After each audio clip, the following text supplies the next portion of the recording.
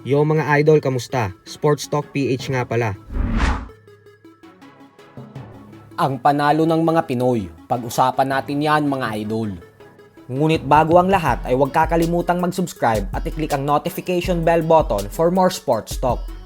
So alam nga po nating lahat na matapos manalo ng ating pambato na si former 3 Division Champion Angas ng Pinas General Casimero via 5th round knockout kontra kay Tommy Sukochi ay nagkausap sila sa isang video call ng ating pambansang kamauman ni Pacquiao kung saan hindi nila pinarinig ang kanilang naging pag-uusap. Pero sa isa nga pong live na kumakalat ngayon ay nabanggit ni Casimero sa mga kasamahan niya na ilalagay daw siya sa undercard ni Pacquiao. Ika-undercard lang niya ako kay Boss Manny. Sabihin natin. That's a fucking good news, man. Bagay naman na nagbigay ng excitement sa mga tagahanga ni Cuadro Alas, lalo pat nakatakda ding lumaban si Pacquiao sa susunod na taon. Kaya ayon sa mga fans ni Casimero, ay saktong-sakto daw ito para sa posibleng pagbabalik ng Angas ng Pinas sa MP Promotions.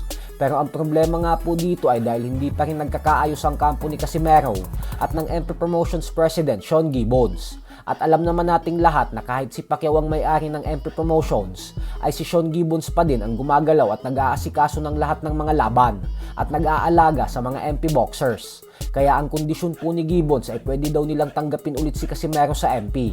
Pero kailangan daw nitong iwan lahat ng kasamahan niya ngayon, lalo na umano ang kapatid nitong si Jason. Bagay na malabong gawin ni Cuadro Alas. Bukod dyan ay may natitira pang 2 laban si Casimero sa ilalim ng Kameda Promotions na kailangan niya munang gampanan at tapusin bago siya pwedeng makipag-usap sa ibang promoter. Sa kabilang banda naman mga idol ay napakagandang balita nga po dahil nagtagumpay ang 3 nating matitibay na pambato na siyang dumayo at lumaban sa bansang Thailand. At ang matindi pa dito ay tinalo nilang lahat ang kanilang mga katunggali via knockout. Tinalo ni Leboy Atencio si Sao Tangxin via first round knockout.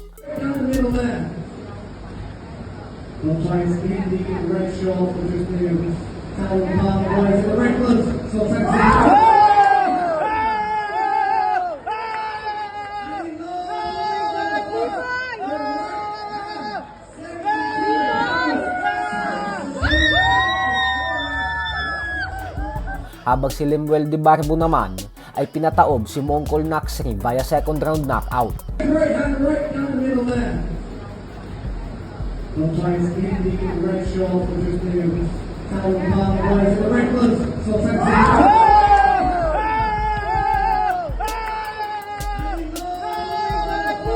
Si John Michael Solueta naman ay nagtagumpay rin via second round knockout.